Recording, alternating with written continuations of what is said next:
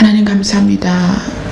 하나님이 우리를 참아주시고 하나님께서 우리를 기다려주시고 하나님께서 우리를 은혜로 인도하셨기 때문에 우리가 이곳에 있습니다. 이제 그 사랑이 우리 공동체 안에서 또 우리 자신 안에서 흘러가게 하여 주시옵소서. 예수님 이름으로 기도드리옵나이다. 아멘. 고린도후서 1장 20절에서 22절까지 말씀을 보겠습니다.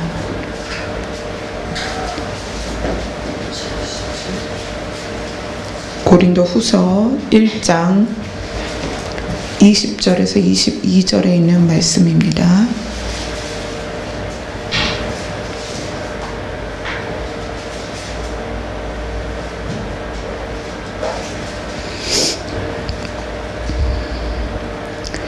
네, 같이 읽겠습니다. 시작.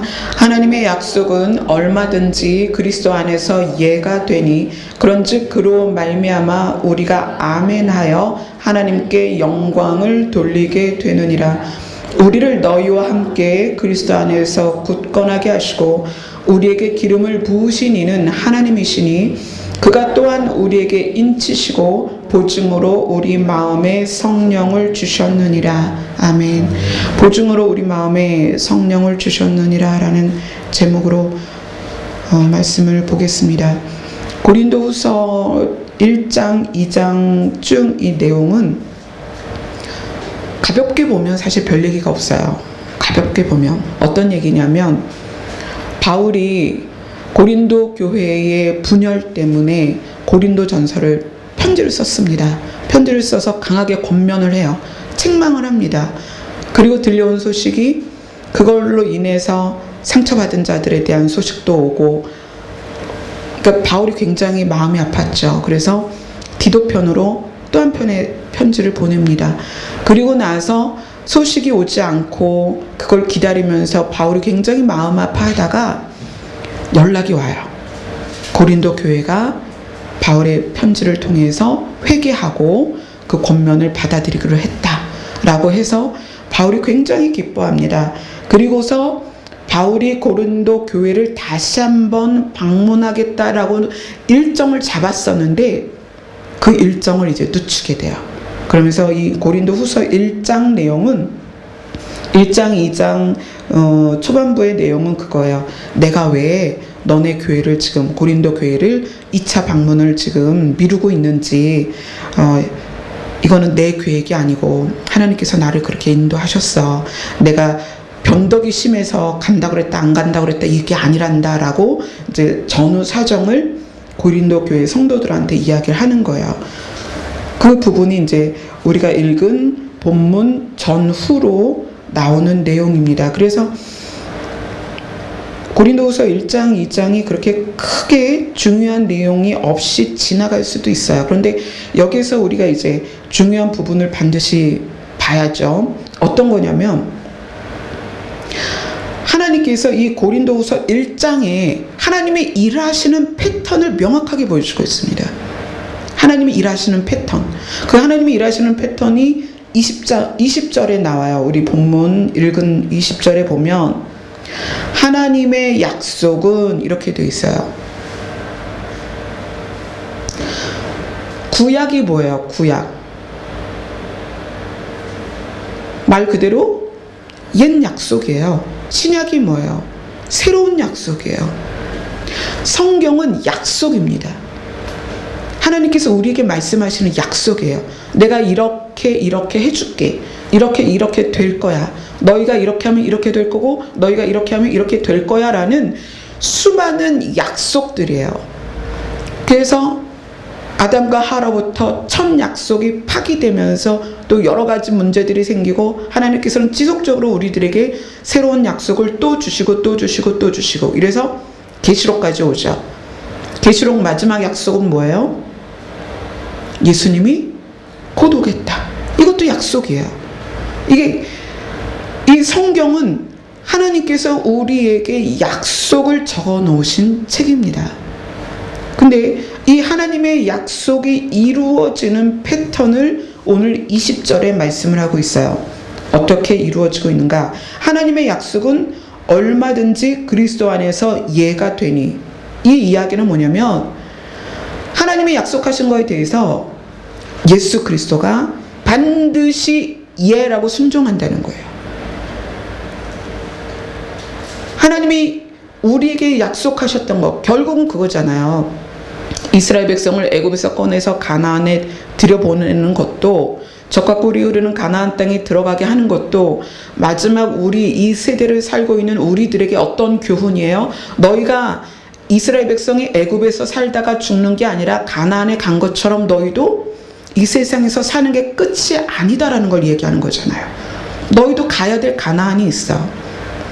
아담과 하와가 쫓겨났던 에덴, 거기로 너희가 돌아가야지. 그 일을 어떻게 이루겠다라는 약속을 구약에서 쭉 하십니다. 그 하나님의 약속을 이루어내시는 거에 대해서 예수 그리스도의 반응이 뭐다? 예스라는 거예요. 예.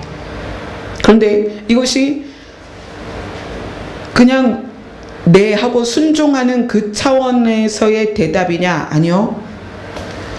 예수 그리스도의 예스는 실현을 말하는 거예요. 실현. 어떤 실현? 실현, 실제로 나타난다. 예수 그리스도의 예스는 실제로 십자가를 칩니다. 하나님의 약속이 실제가 되기 위해서, 실현되기 위해서 예수 그리스도는 얼마든지 예라고 대답을 하는데, 그 예라는 대답이 대답으로서의 긍정이기도 하지만 뭐다? 실현, 실제로 드러내고 실제로 나타냈다는 얘기예요. 그래서 그것이 실제 우리가 보고 듣고 느끼는 실제가 되었다는 거예요. 그래서 예수님의 예는 뭐다? 실천하는 예입니다. 그냥 순종, 감정적으로 순종만 하는 예가 아니라 실천하는 예다. 그래서 십자가를 지셨고요. 신이신 하나님이 무덤에 들어가셨습니다. 자, 그러면 하나님의 약속은 예수 그리스도의 예라는 순종으로 이루어졌습니다. 그럼 우리는 어떤 거냐? 우리 20절에 이렇게 얘기합니다. 그리스도 안에서 예가 되니 그런즉, 예가 된다는 건 실제가 되기 때문에, 실제가 되는 것이 정확하기 때문에 그로 말미암아 우리가 아멘 한다는 거예요. 아멘이 뭐예요? 그렇게 될 것입니다 라는 동의란 얘기예요. 맞습니다. 예수님이 그렇게 예스라고 하셔서 그것이 실제로 순종하셨고 그것이 실제가 되었고 맞습니다 라는 우리의 동의를 하나님이 어떻게? 영광으로 받으시는 거예요. 기쁨으로 받으시는 거예요. 이게 하나님의 일하시는 패턴입니다. 하나님의 약속을 주시고 예수 그리스도는 그 약속에 대해서 예스라고, 그래서 어떻게? 순종을 하십니다. 그리고 그 약속이 실현이 되죠. 우리는 거기에 대해서 맞습니다 라고 동의를 하는 거예요. 그리고 그 동의, 우리가 맞습니다 라고 동의할 때 하나님은 너무 기뻐하시는 거예요. 왜냐하면 우리 때문에 예수 그리스도가 예스라고 한 거거든요. 그래서 거기에 대한 예수 그리스도의 예스에 동의하지 않는 자에 대하여 무엇이 있다? 심판이 있다는 거예요. 하나님의 약속을 하나님이신 예수님이 예스라고 하면서 순종하고 실현을 시켰습니다. 거기에 대해서 우리가 맞습니다라고 동의하는 것은 그 약속에 대한 혜택을 우리가 받겠다는 거예요. 그래서 하나님이 그것을 너무나 기뻐하십니다. 그래, 내가 너희 때문에 내 아들에게 그것을 이루게 했단다. 그리고 너무나 기뻐하세요. 그러나 그것을 예수 그리스도의 예스와 함께 우리가 아멘으로 동의하지 않을 때, 그건 무슨 얘기예요? 필요 없다는 얘기예요. 하나님의 약속이 실현되는 걸 우리는 필요로 하지 않습니다. 그것이 우리의 아멘이 동의되지 않을 때, 그럼 어떻게 되는 거예요? 하나님이 우리에게 약속으로 주시고자 하는 것을 주시지 않는 거예요. 결국 우리의 아멘이 동의되지 않을 땐 어떻게 된다? 약속의 혜택을 우리가 받을 수 없다. 이 일을 통해서 하나님은 우리에게 주시고자 하는 모든 것을 주실 수 있는 분인데, 하나님은 그럼에도 불구하고 아멘이라고 화답하는, 아멘이라고 동의하는 사람들에게 성령을 주십니다. 근데 그것에 대해서 이렇게 얘기하세요. 22절에 보면 그가 또한 우리에게 인치시고 보증으로 우리 마음에 성령을 주셨느니라. 그가, 누가? 하나님께서 우리에게 아멘이라고 예수 그리스도의 예에 대해서, 예수 그리스도의 순종에 대해서 아멘이라고 동의한 우리에게 하나님이 인치셨다. 인치시는 게 뭐야? 도장이잖아요. 결제 받으려고 서류를 올리면 사장님이 그 서류를 보고 그래 이게 타당해. 그럼 뭐예요? 도장을 찍는 거거든요. 이건 통과예요.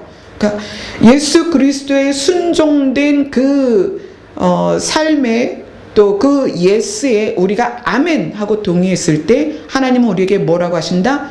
인치신다.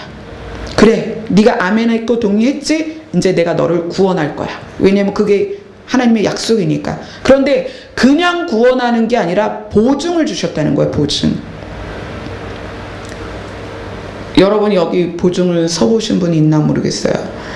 제가 결혼 초기에 26평짜리 아파트가 있었는데 보증을 2군데 섰습니다. 2군데 보증을 쓰고, 한 분은 목사님이었고 한 분은 권사님이었는데, 그 목사님은 지금도 이야기를 하면 다 아는 정말 유명한 목사님이세요.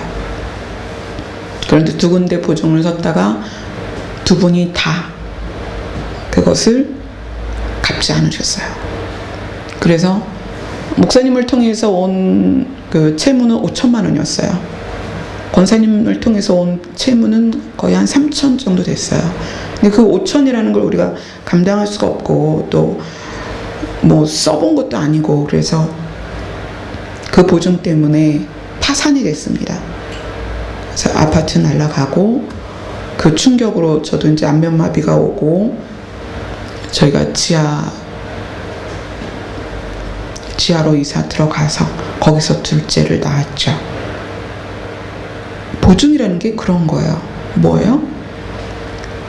가치가 내가 5천만 원의 보증을 섰으면 이 사람의 채무인 5천의 가치를 내가 물어내야 되는 거예요. 어떤 분이 네이버 지식인에 이렇게 물었습니다. 제가 친구의 채무에 연대보증을 섰다가 지금 그걸 갚고 있습니다. 그런데 친구가 사망을 했습니다. 친구가 사망을 했고 빚은 여전히 남아있고 저는 그걸 변제하고 있고, 친구의 가족들은 그걸 뭐라고 그러죠? 상속을 받지 않겠다. 그러니까 채무도 재산도 상속받지 않겠다는 포기를 진행 중이라는 거예요. 그러면 자기는 친구로서 사망한 친구의 빚을 계속 갚아야 되느냐? 어때야 될 것 같아요, 여러분? 은행은 절대로 놔주지 않습니다.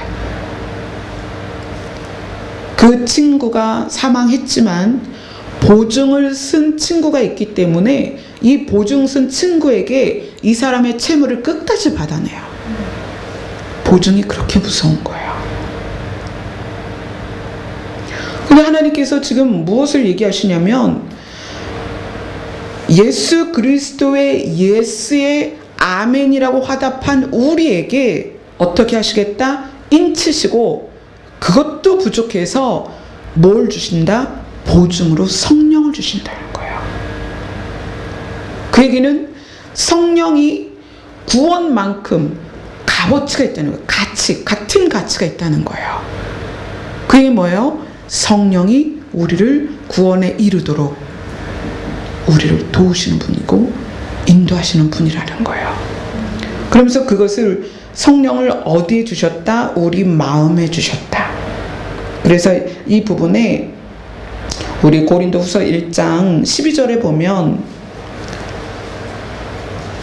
12절을 한번 볼까요? 같이 읽어봅시다. 시작. 우리가 세상에서 특별히 너희에 대하여 하나님의 거룩함과 진실함으로 행하되 육체의 지혜로 하지 아니하고 하나님의 은혜로 행함은 우리 양심이 증언하는 바니 이것이 우리의 자랑이라.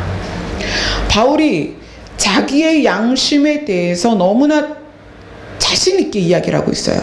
왜 그럴까요? 우리 마음에 성령을 주셨기 때문이라는 거예요. 성령을. 그리고 그 성령께서 우리 마음을 어떻게 이끌어 가시는가. 자, 아까 말씀드렸습니다. 하나님의 약속이 실현되는 패턴은 하나님은 약속을 주시고 예수 그리스도는 예스라고 해서 그 모든 것을 순종하고 실현하고 우리는 거기에 대해서 아멘이라고 동의해서 하나님의 약속의 혜택을 우리가 받는다. 자, 구원은 하나님의 인치심이라는 단어로서 구원을 우리에게 확증을 시켜 주셨습니다. 그런데 그럼에도 불구하고 그것으로 우리가 구원에 이르기까지 가는 과정이 왜 험난하냐면 우리의 마음 때문에 그래요. 우리의 마음이 구원의 인침을 받았음에도 불구하고 우리의 마음이 너무나 악하고, 그래서 그렇게 얘기하잖아요. 너희가 태어나면서부터 생각이 악하다. 제가 그걸 뭐라고 말씀드렸어요? 사람은 태어나면서부터 자기만 아는 존재다. 그게 악한 거예요. 그렇기 때문에 하나님께서 성령을 마음의 보증으로 주셨다. 인치신 자들에 대하여 구원에 이르기까지 돕겠다라는 것이 하나님의 약속이십니다. 그것을 우리 마음에 주셨어요. 자, 그것이 바울이 이제 어떻게 설명하는지 보겠습니다. 그 인치심을 받은 자들이 성령을 마음에 받은 다음에 어떻게 해야 되는가. 자, 고린도후서 5장 2절부터 11절까지를 쭉 읽겠습니다. 5절부터 11절까지 읽겠습니다. 시작. 근심하게 하는 자가 있었을지라도 나를 근심하게 한 것이 아니요. 찾으셨나요? 고린도 후서 2장 5절. 아, 그래요? 제가 잘못 말씀드렸습니다. 제가 나이가 들어가는 죄송합니다, 권사님. 권사님 앞에서 제가 주름을 잡았습니다. 2장 5절부터 11절까지 보겠습니다. 시작. 근심하게 한 자가 있었을지라도 나를 근심하게 한 것이 아니요 어느 정도 너희 모두를 근심하게 한 것이니 어느 정도라 함은 내가 너무 지나치게 말하지 아니하려 함이라. 이러한 사람은 마른 사람에게서 벌 받는 것이 마땅하도다.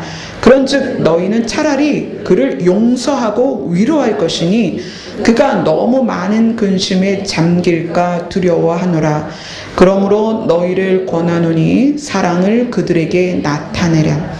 너희가 범사에 순종하는지 그 증거를 알고자 하여 내가 이것을 너희에게 썼노라. 너희가 무슨 일이든지 누구를 용서하면 나도 그리하고 내가 만일 용서한 일이 있으면 용서한 그것은 너희를 위하여 그리스도 앞에서 한 것이니 이는 우리로 사탄에게 속지 않게 하려 함이라. 우리는 그 계책을 알지 못하는 바가 아니다. 네. 자, 하나님의 인치심, 약속을 드러내신 행동이십니다. 하나님이 우리에게 인치셨다. 구원의 약속입니다.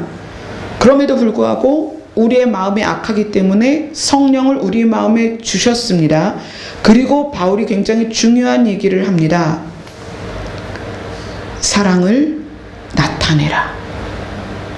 그들을 용서해라.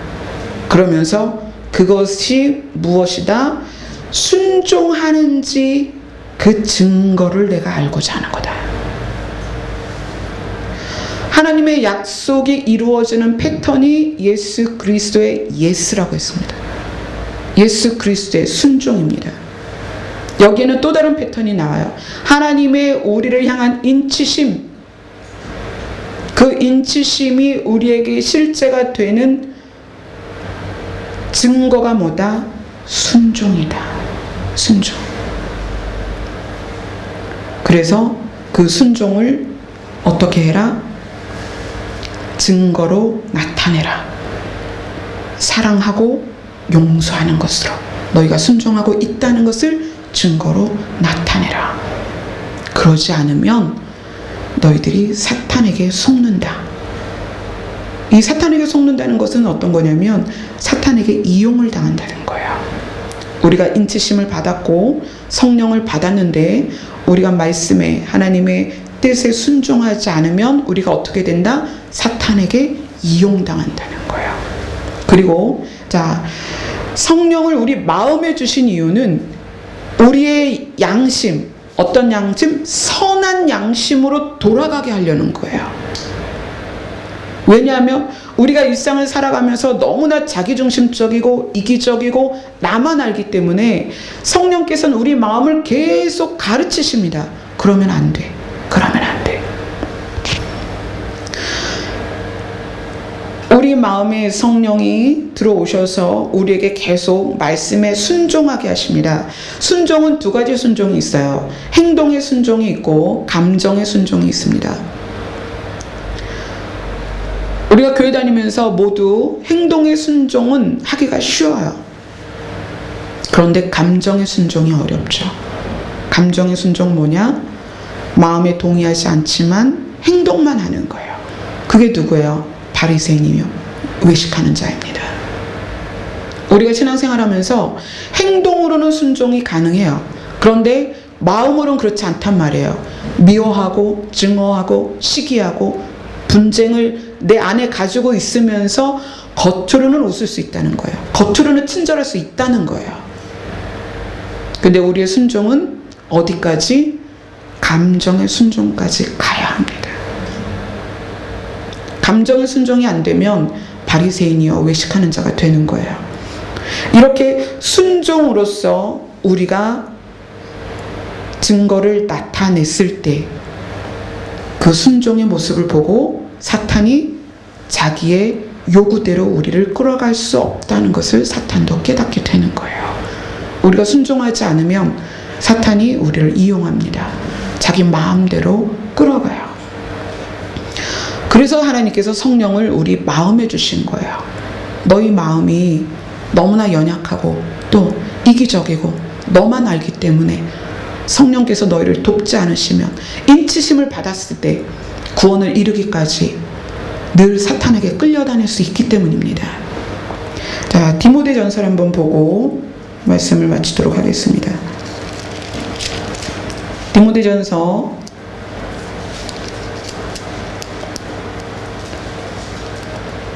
1장 5절입니다.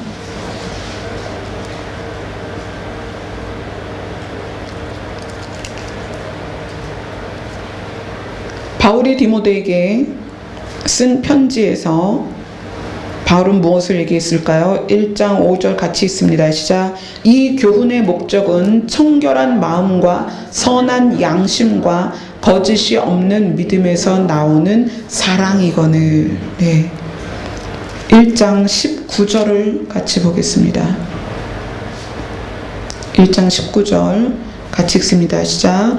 믿음과 착한 양심을 가지라. 어떤 이들은 이 양심을 버렸고 그 믿음에 관하여서는 파선하였느니라.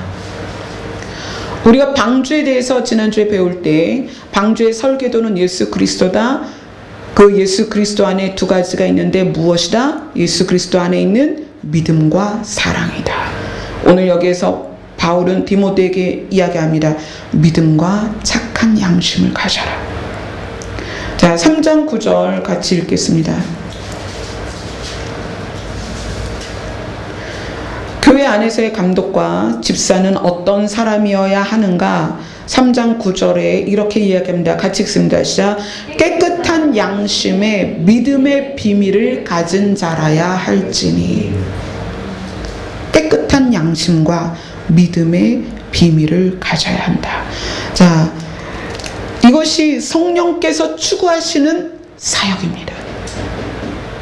성령이 추구하시는 사역은 하나님으로부터 인치심을 받은 예수 그리스도의 예스라는 순종으로 말미암아 실현된 하나님의 약속을 받을 우리가 인치심으로 해서 구원까지 가야 되는데, 성령의 사역은 뭐냐면 그 구원에 가기까지 우리의 마음을 선한 양심으로 이끌어간다는 얘기예요. 막 무슨 기적을 일으키고 장님이 눈을 뜨고, 물론 그럴 수 있습니다. 그런 것들이 필요하죠. 왜냐하면 믿음도 없는 자들에겐 그것이 필요합니다. 그러나 믿는 자에게, 인치심을 받은 자들에게 성령을 주신 이유는 우리의 양심 때문이에요. 깨끗하고 선한 양심을 우리가 소유해야만.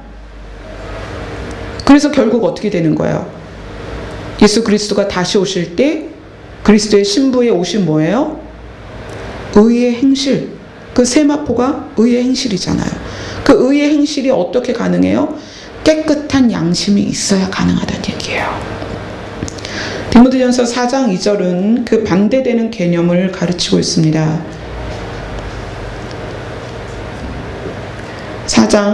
디모데전서 4장 1절 2절을 같이 읽겠습니다. 시작.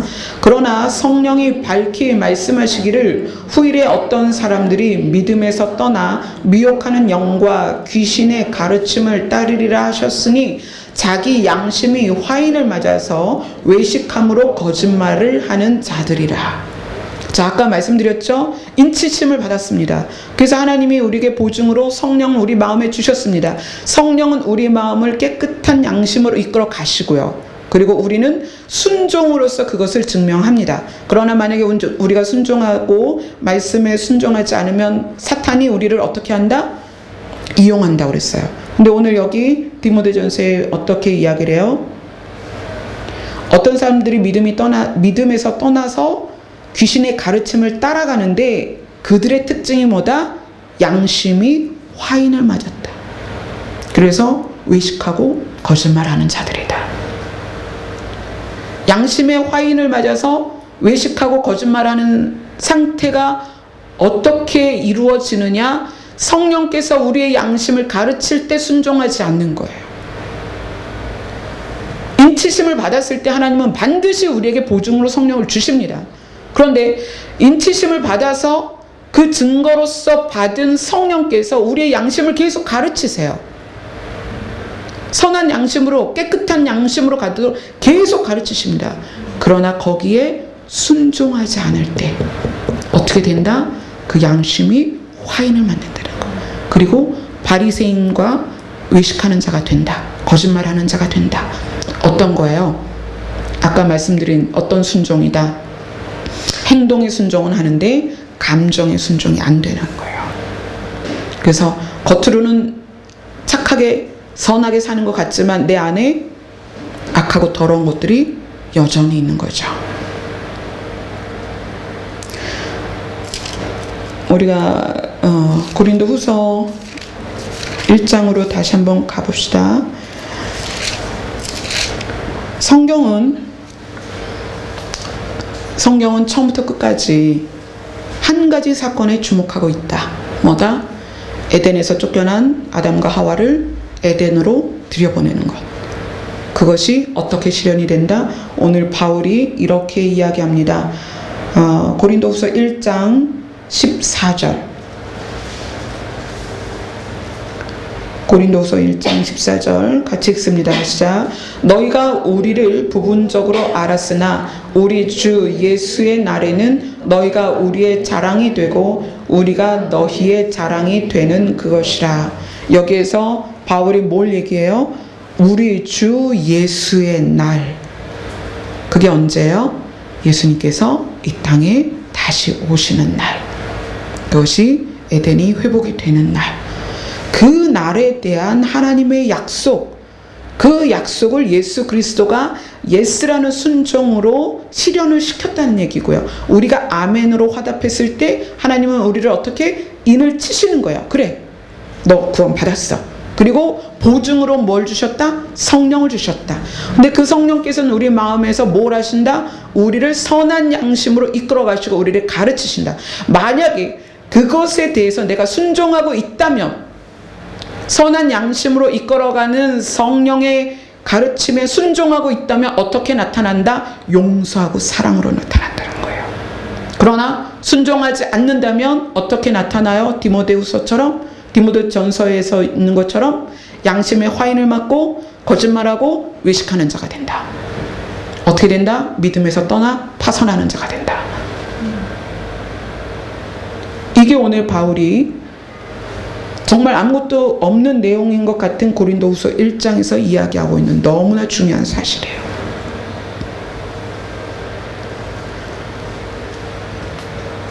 아까도 말씀드렸다시피 이틀 전에 새벽 1시 25분에 카톡이 왔어요. 그 친구는 제가 1년 넘게 돌봐주던 친구인데, 이제 성인이 됐으니까 넌 너무 나를 의지하지 말고 이제 네가 네 힘으로 좀 살아보자. 그렇게 해서 권면을 했습니다. 그리고 아이가 한 2달 연락을 안 했었어요. 근데 이제 카톡이 왔어요. 보통 이제 그렇게 새벽에 카톡이 오면 돈을 보내달라는 내용이거든요. 근데 이제 그 시간에 제가 너무 피곤했어요. 제가 이제 체력의 한계가 오나 봐요. 살이 안 쪄요. 너무 힘드니까 막 이렇게 염증이, 구강 안에 염증, 막 코 속에 염증, 막 이런 것들이 몸에서 염증이 떠나질 않아요. 면역력이 완전히 떨어져서, 그러다 보니까 새벽 1시 25분이라는 시간이 굉장히 피곤한 시간이잖아요. 찬미는 활동을 하고 찬미를 제가 또 옆에서 서포트를 해야 되고 하니까, 그래서 이제 그 카톡을 제가 안 열었습니다. 무슨 내용일지 아니까. 그런데 오늘 강단에 서기 전에 하나님께서 그 말씀을 주신 거예요. 성령이 하시게 하는 거에 순종해야 된다는 거예요.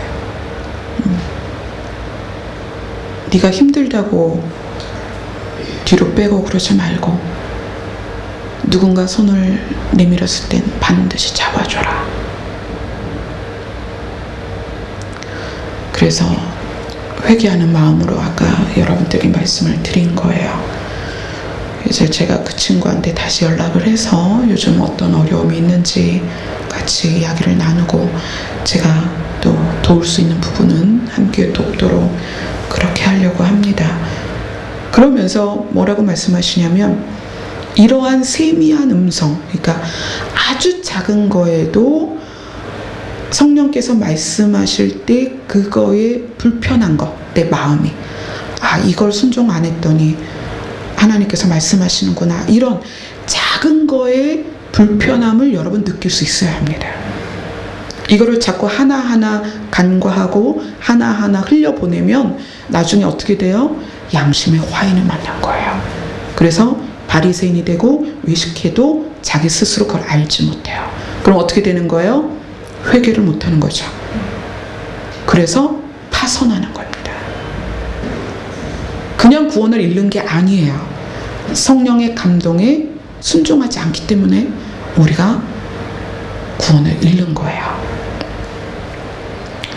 여러분께서 삶 가운데 누군가에게 손을 내밀어야 하는 감동이 있을 때 바로바로 손을 내미세요. 아까 우리 아이들이 이제 김치찌개가 먹고 싶다 그래서 집에 김치가 없는 거예요. 그래가지고 교회로 막 와가지고 그 김장김치 냉장고에 있는 거를 퍼가지고 가면서 이제 아이들 먹이려고 튀김을 사갖고 가다가, 튀김이 이 아래 튀김집이 튀김이 되게 맛있어요. 바삭바삭하고. 근데 가다가 어떤 할머니를 이렇게 스쳐 지나가는데 튀김을 주라는 거예요. 그 할머니한테. 그래가지고 막 사서 막 김이 모락모락 나는 튀김이니까 그 튀김 봉지를 내밀면서, 이거요 정말 맛있는 튀김이에요. 저도 하나 먹었는데 정말 맛있어요. 가지고 가서 드세요. 그랬더니 너무 좋아하시는 거예요. 그러니까 우리가 삶에서 작은 일이지만 성령께서 감동하실 때 실천하세요. 예. 제가 아까 실천하지 않은 것 하나 고백을 했고요. 실천한 것 하나를 지금 고백하는 거예요. 네. 실천하지 않을 땐 보통은 어떤 거냐면 내가 힘들 때 잘 실천을 안 하게 되죠. 네. 그럼에도 불구하고 하나님께서 성령을 통해 감동하시는 건 여러분 실천하세요. 그러면 그 사람도 살지만 성령의 감동에 순종하는 것으로 우리의 양심이 어떻게 된다? 깨끗한 양심이 되는 거예요. 선한 양심이 되는 거예요.